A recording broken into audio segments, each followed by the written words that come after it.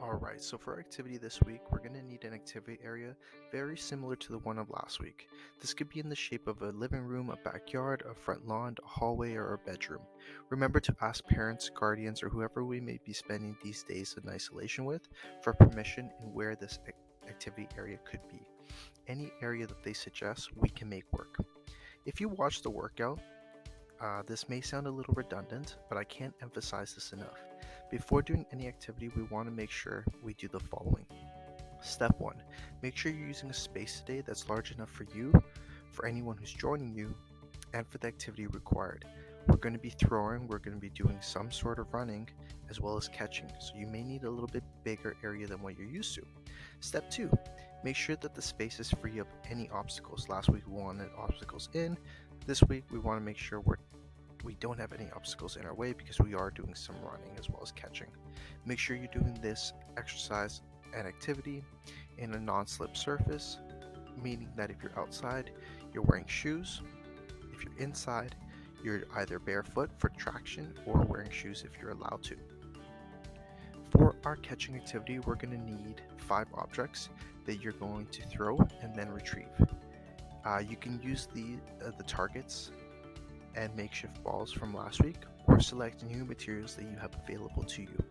You're going to also need one person to help you out with this activity. You can start this activity by throwing 5 objects into the playing area.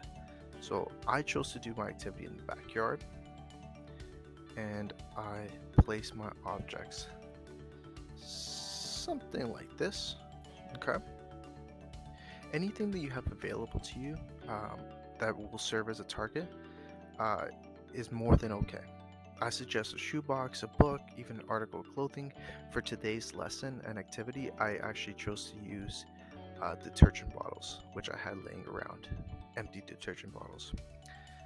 You're going to need a partner for this. So your partner is going to be the thrower, and they are going to stand in a designated area in which you select. So I chose my partner to be here actually. You want to make sure you're playing in an area with plenty of space, so you can throw these objects to the targets with your partner using their overhand throw. If you're limited in space, perhaps they're going to be using their underhand throw and spread your 5 targets accordingly. The thrower, again, you have selected where they're going to stand, at least 1 to 10 feet back of the playing area. This depends on the size of the area which you selected for the activity, as well as the confidence the thrower has in their arm. So can they get it there? So the thrower that I use for my activity is actually a pretty good thrower. So she stood about 10 to 15 feet behind my activity area. And here's Mr. Gilbert. I want to put a head on him, but let's put a head on him. Why not? Alright, there we are.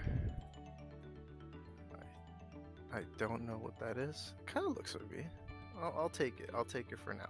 Boys and girls. So there's Mr. Gilbert. He's going to start there. Alright, and we got our pencil selected. So you as the catcher are attempting to collect your targets as quickly as possible.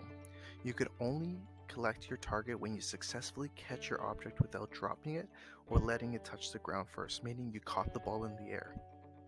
Okay? So when you collect your target, you're picking it up, bringing it back to the thrower, placing the target to the side of them. But do not place the target that you've selected into their throwing lane or in front of their feet, because then that becomes hazardous.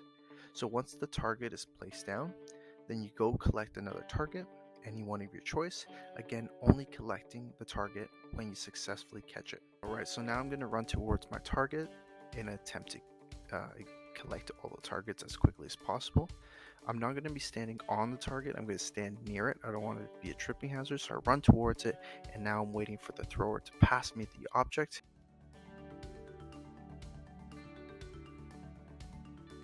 Something soft would be best.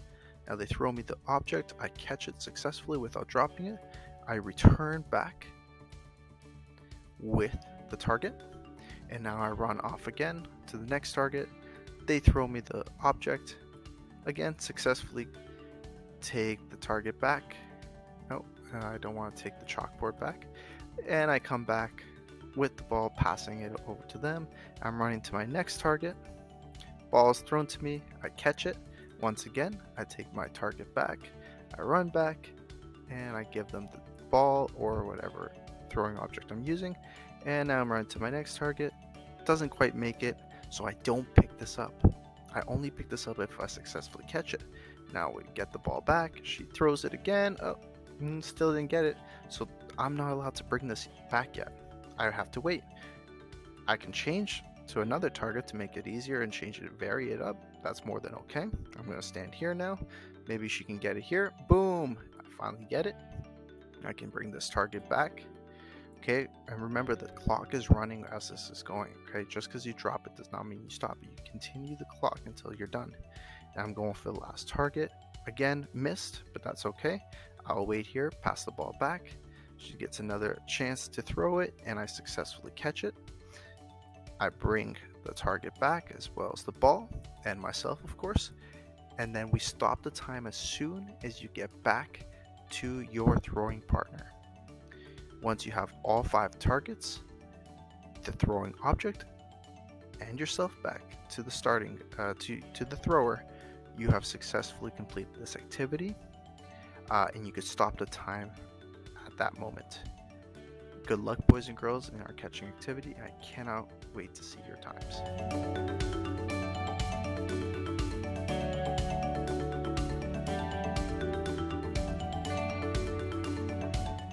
For our activity today, I elected to use 5 empty detergent bottles. For our throwing objects, I'm going to use the bean bags that we made last week, using half a cup to a cup of rice inside a Ziploc bag, put it inside a sock, and then tie it off at the back, either by making a knot at the end of the sock or by putting an elastic band at the end of the sock. My goal is to catch this object near or touching one of the targets. If I catch the object successfully, I will take the object back and bring it to the thrower. I'm going to have a thrower throw me the object, and we're going to time it to see how fast I can get all 5 objects without dropping it back to the thrower. Alright, here we go. We have my thrower, she's ready to go. We have the 5 objects, they're ready to go. I'm going to try and retrieve them as fast as possible. Are we ready to start the timer? Alright, in 3, 2, and 1.